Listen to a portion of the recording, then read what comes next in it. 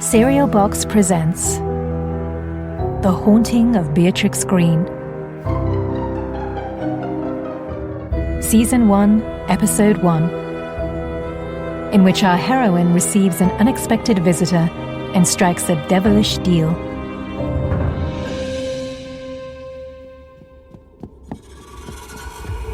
It is not the first night screams have rung through the halls of Ashbury Manor.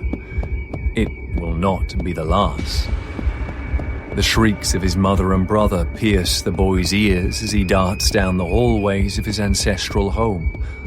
The home of his father and his father before him, a line of fathers, all of them glaring at the boy from their portraits as he runs, his bare feet muffled by the thick carpets. His brother is not screaming anymore. His mother is. He knows that she has gone mad. Papa said so, and everyone in the village knows it. She calls his name. The boy wants to go to her, but he remembers the terror in his brother's face as she yanked him from his bed in the nursery. And so he scrambles under a heavy table in the hallway to hide. The creature that had once been his mother lurches into view, words wrenching from her throat in such anguish they are unintelligible to boys' ears. She carries a knife in one hand, its blade sharp and wicked. The boy crouches in the dark as the woman in white searches for him, and he has the strangest feeling that the shadows around him are deepening, as though the house itself is trying to hide him, to protect him. He hears her mutter something and catches his own name, then a glimpse of the knife flashing. For one horrified moment, he thinks she's found him, that she is lunging to him. But it is not the boy she has turned the knife on. And when her blood slowly spreads across the carpet to lap hot and thick against his bare feet, it is the boy who begins to scream.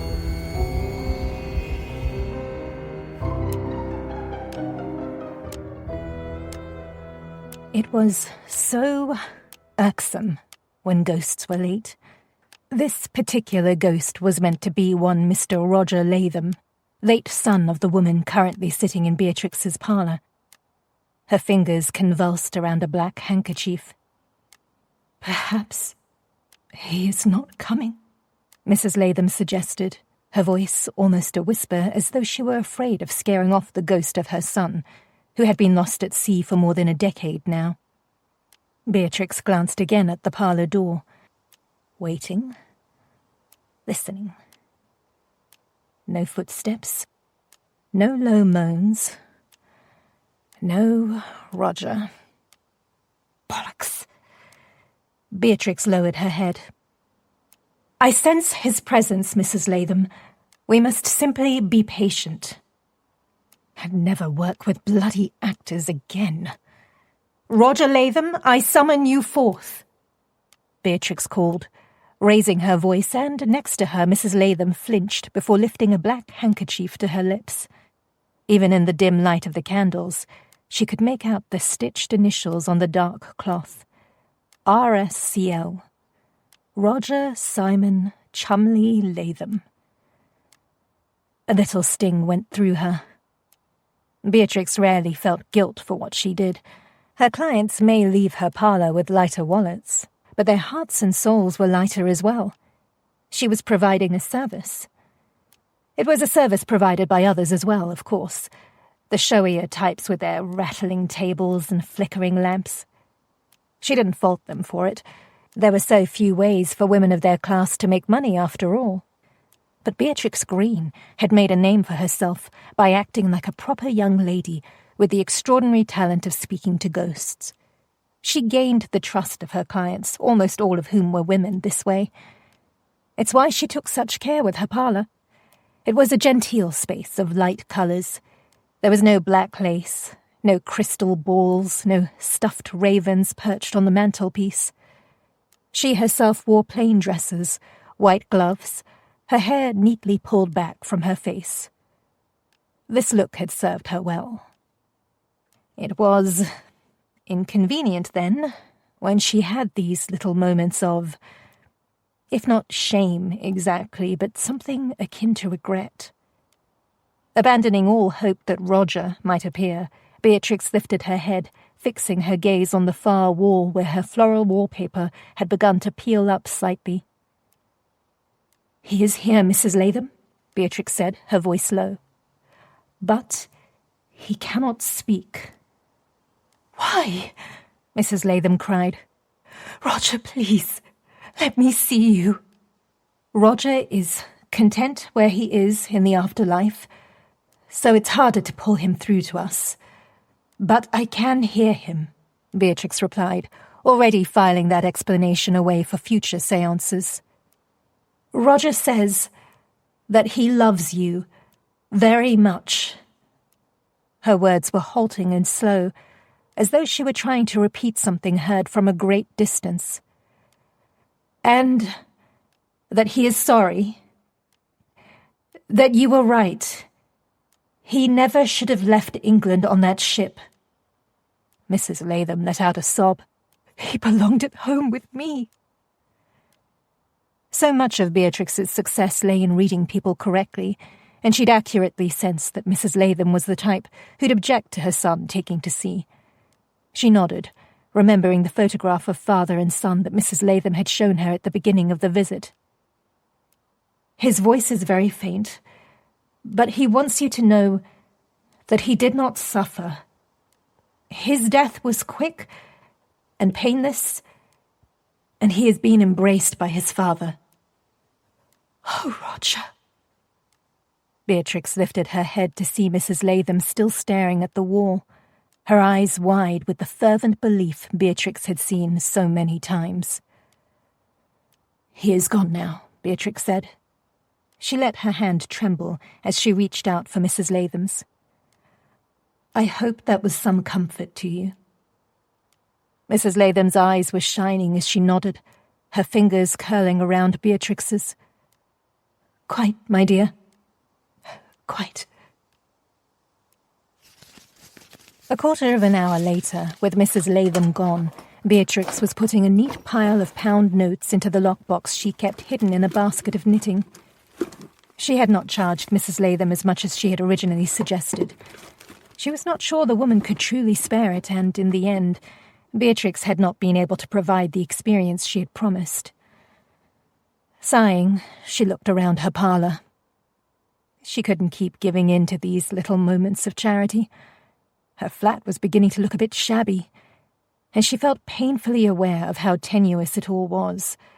This life she had wrested for herself out of nothing. Beatrix turned the key in the lockbox, just as a banshee shriek came from the hallway. "Mother! Mother, I have—" "Shut your bone box, Harry," Beatrix said as she turned up the gas lamps. The room brightened and Harry Smythe, out-of-work actor, stepped into the room, his dark hair slicked back from his handsome face, his clothing soaked. "What? Has she not arrived yet?" "Been and gone," Beatrix answered, then studied him for a moment. "Did you jump in a rain barrel?" Harry grinned. "A nice touch, eh?" Moving further into the parlour, he made to sit on her sofa, but Beatrix quelled that impulse with one look. "You said the fellow was lost at sea, so I thought it would add a certain realism," Harry answered. "What it's adding," Beatrix replied, "is several water stains on my rug. And besides, she wasn't meant to see you, Has, only hear you." Harry glanced at his feet before offering another one of those cheerful smiles that had both helped him get away with far too much in life, and made him the most wretched Hamlet she'd ever had the misfortune to see.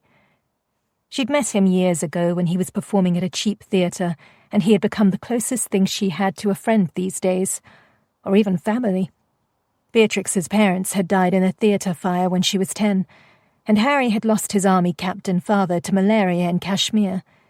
His beautiful Punjabi mother had died of illness on the ship to England. He'd arrived in London an orphan. Like her, Harry knew what it was to make your own way in the world, and she valued that. She just didn't plan on hiring him again.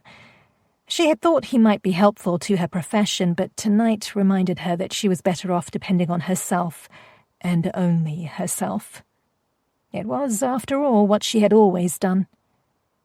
Being a medium afforded Beatrix a certain degree of independence and financial security, but it also drew less savoury attention, and the more she could minimise that, the better. She just couldn't tell him tonight. She was tired, and a faint headache was building behind her eyes. What she needed was a cup of tea and bed. Beatrix pressed a few coins into Harry's hand. "For your trouble," she told him, and he had the decency to look chastised. "I'm sorry I was late. I was getting into character." He gestured toward himself and glanced around her flat. "You run a real nice show, Bea. Elegant. It's good. Keeps your head down. Some of these other ones have gotten dodgy, have you heard? Like those Italian fellows." Beatrix nodded. "The Facinelli brothers," she said. They were neither brothers nor Italian, but Beatrix had heard of their séances. Extravagant affairs with red velvet and masks and black candles. Well, they were rumbled. Some bloke showed everyone the wires they were using to lift things, the phonograph they'd hidden to make noises. Bobbies ended up taking them in. Didn't hold them, but they had to give back every penny. Ask me, they're lucky it weren't worse. Shaking his head, Harry reached into his coat pocket and pulled out a pamphlet. "Pretty sure this is the gent that did it all," he said. "Someone was handing these out on the street outside the Rose and Bell this evening." At the mention of Harry's favourite pub, Beatrix smirked. "And here I thought you were late because you were busy committing yourself to the part of Roger Latham." Harry had the good grace to look a little sheepish as she plucked the pamphlet from his hand. The paper was damp, thanks to Harry's attempts at artistic integrity, and the ink had smudged in some places, but this was not the cheap sort of handbill she was used to seeing. Beatrix studied the words, feeling her eyebrows creep up. "It is my belief that this great age in which we find ourselves is one of science and of learning, of intellect and progress rather than superstitions. These so-called mediums are nothing more than frauds who appeal to that most primal and most vulnerable of human desires, the desire to know there is in fact life after death. And I have made it my mission to expose every one of their ilk for the liars they are." "He calls himself a scientist, but seems like he's just a posh git with too much time on his hands, if you ask me," Harry offered. "He certainly has a high opinion of himself, this James Walker," Beatrix murmured as she took in the illustrations of the various tricks of her trade, the wires, the mirrors, the secret devices under tables that could produce knocking sounds or wobble the furniture. And there, at the bottom, was an invitation in large, bold lettering.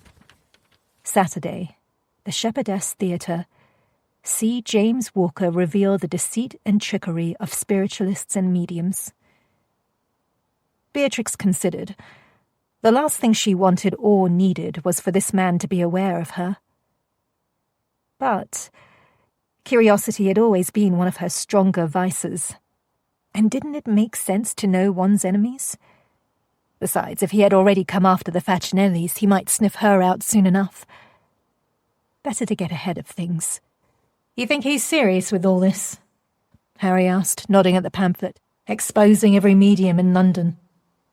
"I think, Harry," Beatrix said, putting the pamphlet on the table, "that you and I have a lecture to attend."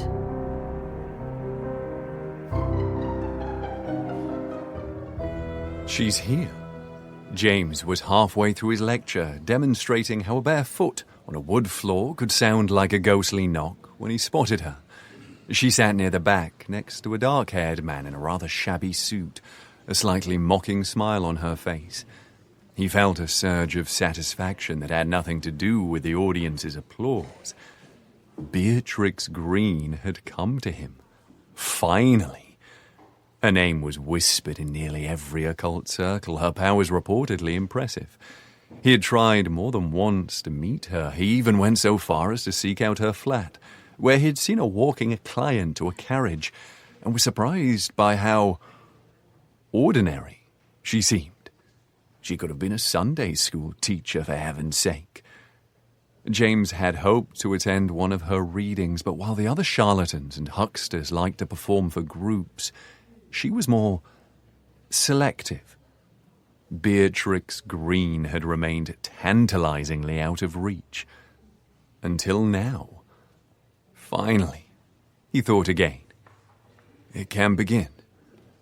He turned back toward the audience, resting a hand on a large wooden box. This, ladies and gentlemen, is a spirit cabinet. As you can see, it's little more than a box with a curtain, and often... He swept the curtain aside. There's a bell or some other musical instrument inside.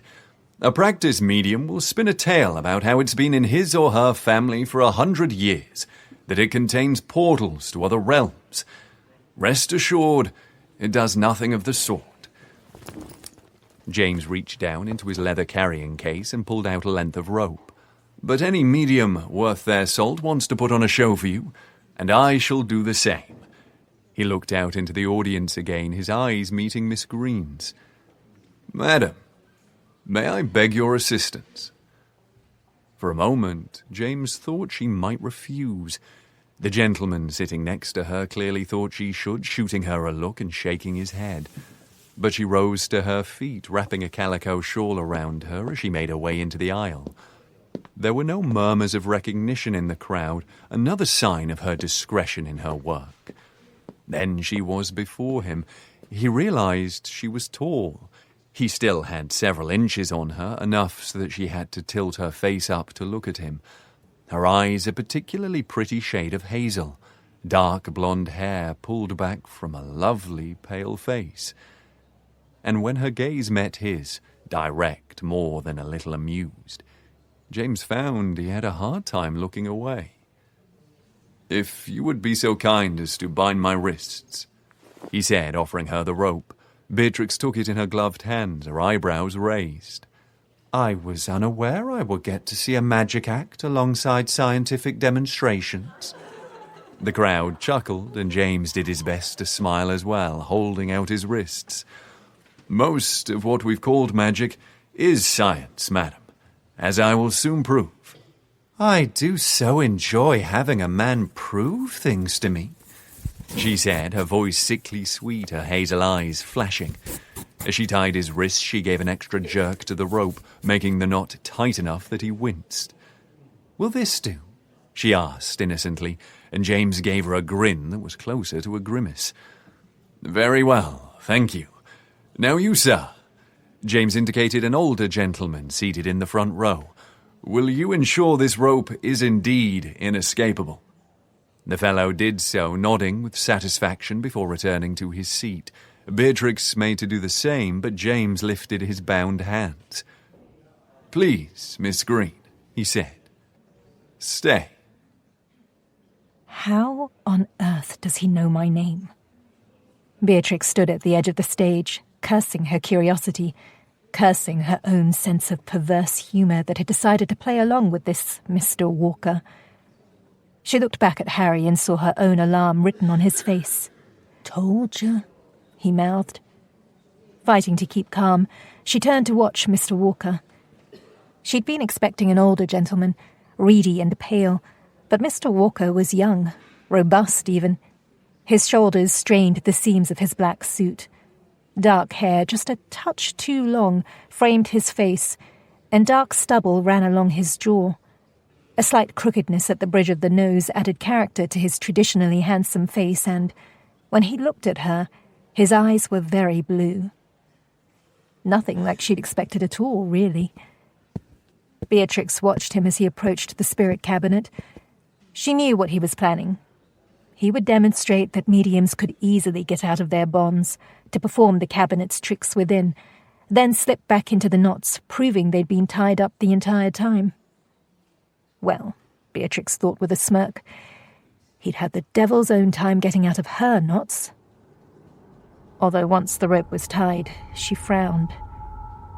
The knot she'd created was not one she'd used before, not one she remembered learning. Complicated looping. A sailor's knot. How odd. The candles snuffed out, plunging the stage into gloom. Mr. Walker entered the cabinet, and the curtain closed behind him. Beatrix could feel the entire theatre holding its breath. All All was silent in the cabinet, and Beatrix bit back a smile as she imagined him in there, frantically struggling with the rope. There was a sudden gasp from the crowd. A hand appeared to be floating in mid-air, just to the side of the curtain. "So you're a showman too, Mr. Walker." It disappeared, followed by a bell ringing through the silence. On and on it went, for several minutes. Then from inside the cabinet, Mr. Walker called out, "Madam, if you'd please open the curtain." Beatrix pulled back the fabric without even the slightest hint of a flourish. She'd be damned if he made her his chorus girl. But the sight of Mr. Walker standing there, his hands still firmly bound, was a show all on its own. The audience burst into rapturous applause, some even coming to their feet. Mr. Walker nodded at her and then walked back to centre stage as the theatre lads began relighting the candles. He began demonstrating how he had gotten free of the knots, contorting his hands and fingers to remove the ropes from his wrist, and then easily slipping them back on. Nothing more than a simple sleight of hand. He gave a gentlemanly shrug. More applause, more Mr. Walker smiling, and Beatrix could not help but say, "So you maintain that all mediums are practiced in this particular art of contortion?" Mr. Walker looked back at her as though he'd forgotten she was there. "It's hardly contortionism," he began, "and if you think it is more believable for one to speak with the dead in a box than to slip out of rope bindings, I have nothing to teach you." Madame Renata, a woman approaching her 80th year, can bend her wrists out of bindings so as to trick people? His expression darkened as he stepped closer to her. Many people had probably backed up in the face of that glare. Beatrix did not. "Madame Renata is much sprier than she appears, I assure you." There were chuckles from the crowd, but Beatrix did not mind them. Instead, she stepped closer, the toe of her boot brushing his, and looked calmly into his face. "I do not believe I asked to be taught, sir. I simply think proving someone could do these things does not prove they are doing these things. And science should, I believe, strive to offer firmer proof than that." She'd expected him to glower, but instead something near a smile tugged the corner of his mouth. That was somehow far more disconcerting than if he'd been all bluster and anger. And it was the oddest thing, standing there in the middle of a bloody stage with him, a whole crowd of people watching, yet feeling as though it were only the two of them. "You hardly strike me as the scientific type, madam," he said, his voice low, blue eyes flashing. "Funny, sir. I was about to say the very same to you." And with that, Beatrix returned to her seat.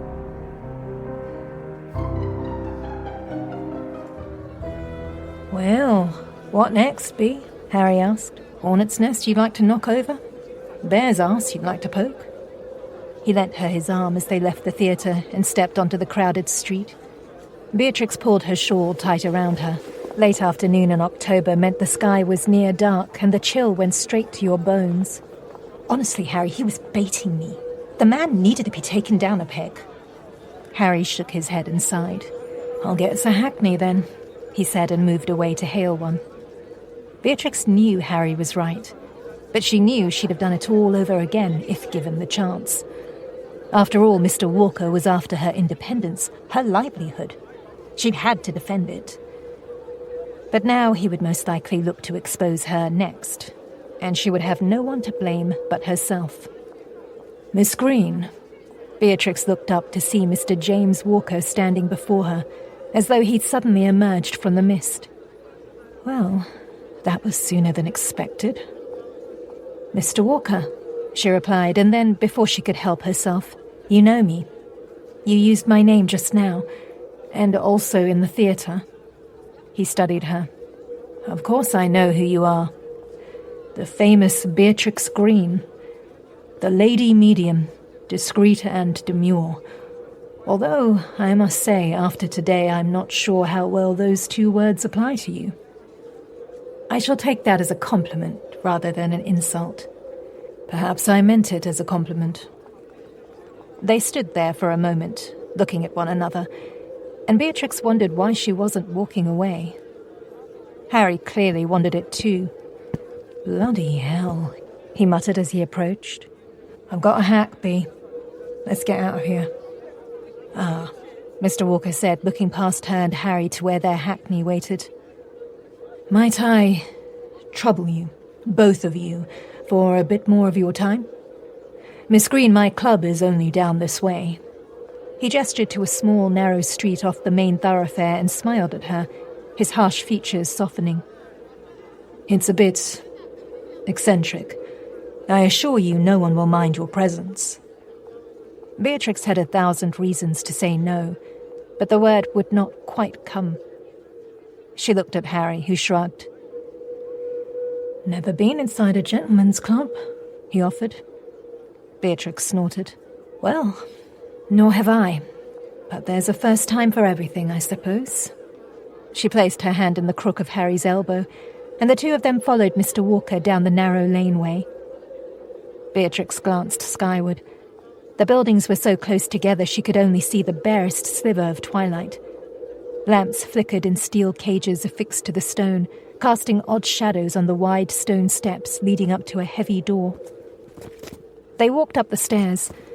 The brass plaque on the door was so begrimed with soot and age that she couldn't make anything out except the word gentleman. Mr. Walker turned the ancient iron handle, pushed open the door with a creak and gestured for Beatrix and Harry to follow. Their host paused in the entryway to remove his hat, then led them through another set of intricately carved doors with panes of coloured glass. Beatrix gasped. This place is extraordinary, she exclaimed, and Mr. Walker seemed to hide a smile. There were several fireplaces, and a collection of swords glittered in a circle above the largest. A massive painting of a fierce lion roared at her from one wall, so lifelike that for a moment it seemed real.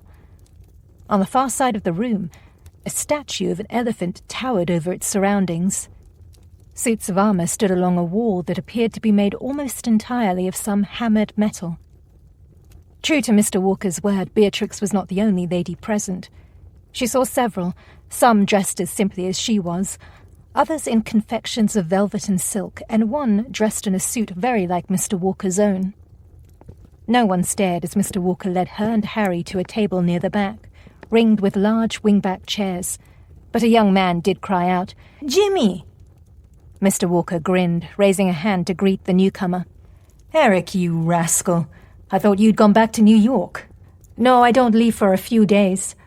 I saw your old friend Stanhope at the club the other night." The young man seemed very young indeed, perhaps still a teenager, his dark curling hair accentuating a youthfully rounded face. "I'm Harry now, remember?" the young man said, and Beatrix detected an Eastern European accent.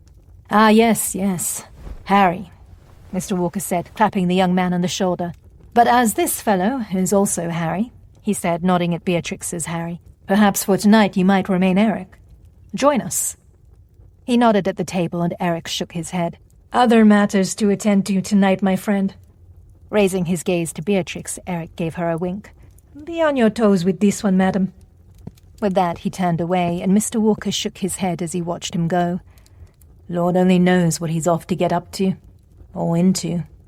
He gestured for Beatrix to walk in front of him as he added, "Last time I stayed here at the club, he'd locked himself into the coat cupboard for a good 5 hours. Beatrix fought down a grin at the thought of a man trapped in a cupboard and took a seat across from Mr. Walker and next to Harry. Mr. Walker signalled to someone in the corner. "I'm drinking whiskey tonight," he said. "For you, Miss Greene?" "Same," she said. He raised an eyebrow but didn't object. A man in black brought a tray to their table with a crystal decanter and 4 tumblers, and once they all had their drinks, Mr. Walker sat back in his seat. "So," he said, "tell me about yourself, Miss Greene." Beatrix laughed and lifted her glass to her lips. "If we're going to drink whiskey in a private club together, you might as well call me Beatrix." He tilted his glass at her in acknowledgement. "Then I must be James." James. It suited him, that stolid, sensible name. No doubt one of a long line of Jameses going back hundreds of years. Men like him always had those kinds of roots. Deep, long-lasting, inviolable. What a life it must be to be such a man. In that case, James. After the whiskey was delivered to their table, Miss Greene, Beatrix, sat back in her chair. There was something scandalous about the sight of her dark-gloved hand holding the glass of whiskey, the incongruity of her simple frock against the velvet of the seat. "Do you know, James," she mused as she studied him, "I think you and I are not actually all that different." James swirled his whiskey. "And how do you figure that?" She was watching him with those hazel eyes, and James fought the urge to shift in his seat, aware that her friend Harry also scrutinized him. He had the unsettling feeling she could see more than he wanted to reveal. "We both provide comfort to people," she said, and took another sip of her drink before leaning forward. "People come to me to know that there is life after death, that their loved ones still think of them. And for you, people find comfort in the fact that life simply ends, that the sounds they hear in their houses are merely the wind or a stray branch against a window, that their minds conjure footsteps on the stairs. In exposing mediums as frauds, you assure people that the world is as it seems and that there is nothing more beyond its scope." She smiled as she finished her speech, and James found himself wishing that this version of himself she'd so succinctly skewered was in fact the real him. It would have made things a great deal simpler. "You misunderstand me," he said now, throwing back his drink. "I am not interested in disproving people like the Farcinelli brothers, because I believe that contact with the other side is impossible. On the contrary, I have spent my life looking for someone who actually possesses that skill.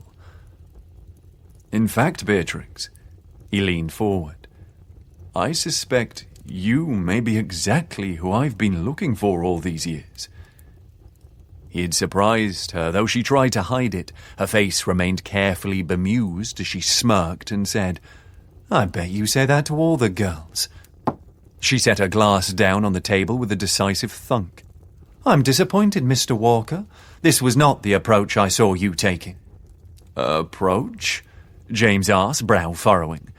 "Oh, Miss Greene, I have ruined the careers of dozens of your colleagues, but you, I believe, are the genuine article," she said in a rather poor imitation of his voice. "And now that I've earned your trust, surely you can put on a demonstration for me, and then I can ruin you as well." James could only stare at her as she abruptly turned to her companion and stood. "Come, Harry, we should be going." James rose to his feet hastily. "Wait, please. I did not bring you here to quarrel," he said. Beatrix paused, her eyebrows raised. "And yet we have done little but, so you might understand my confusion. This is no trick, I assure you," James went on. "It is a proposal, if you will." "A proposal?" The eyebrows rose higher, but she sank back into her seat, clearly interested, and James and Harry followed suit. "I wish for you to accompany me to a reportedly haunted house in Derbyshire.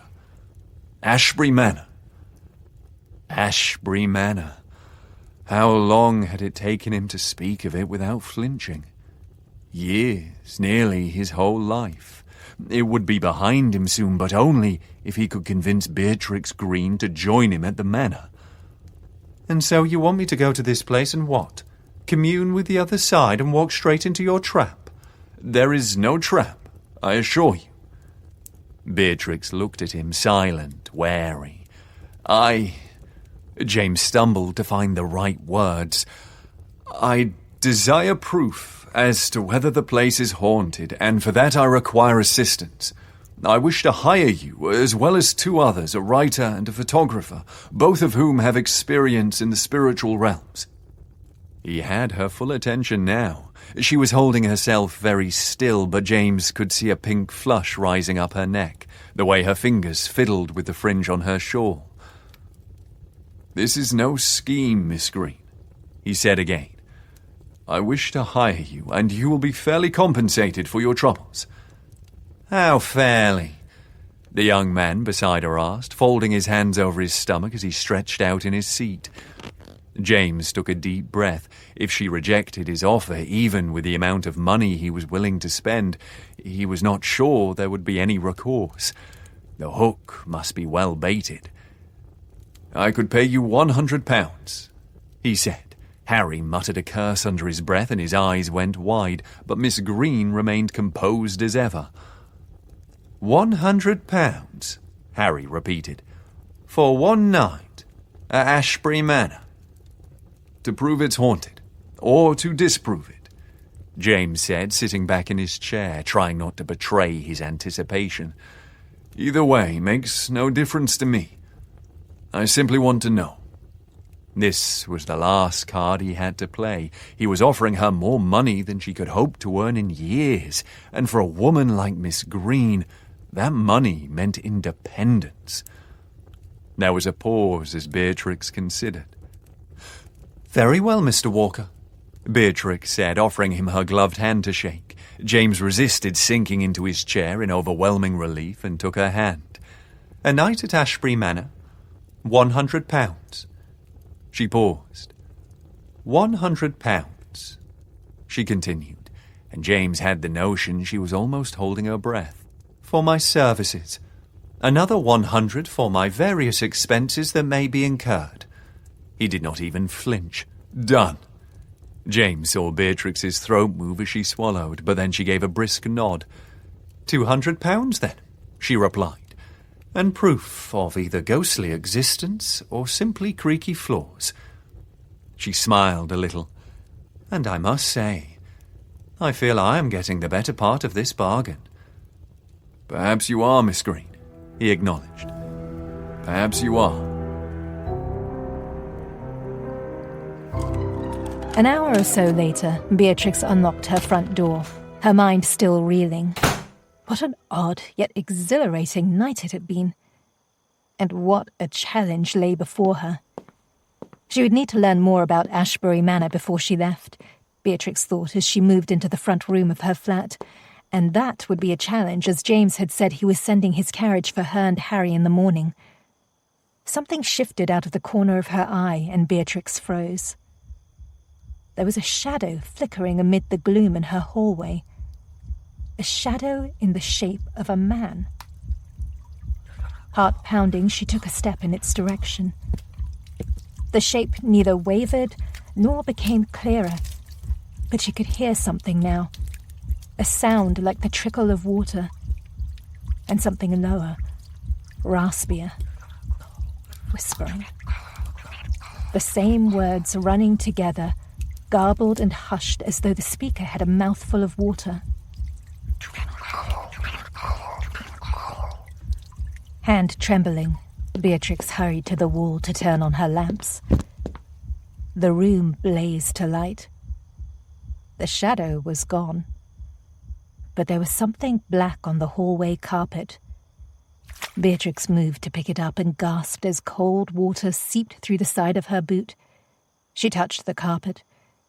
It was soaked through and smelled of sea brine. Lifting her fingers to her lips, she gave them the barest taste. Salt water. She grabbed the item on the carpet. It was also sopping wet, and there was something under her thumb. It was a monogram. RSCL. This was Roger Latham's handkerchief. Roger Latham, who had been lost at sea. Roger Latham, whose spirit she had fraudulently summoned only the day before. Her fingers suddenly numb, Beatrix let the handkerchief fall to the floor. She rose on shaky legs. "Stop this," she chided herself, feeling silly for speaking aloud, but the sound of her own voice comforted her. Her mind surged with rationalities. Mrs. Latham had no doubt accidentally left the handkerchief behind. Perhaps there was some sort of leak in the building. Such things happened. Yes, that must be it. But later that night, as Beatrix lay in her bed, eyes focused on a damp spot on her ceiling, the guttural words she'd sworn she'd heard echoed in her mind. Do not go, do not go, do not go, do not go, do not go, do not go, do not go. Like a chant? No, not a chant. A warning.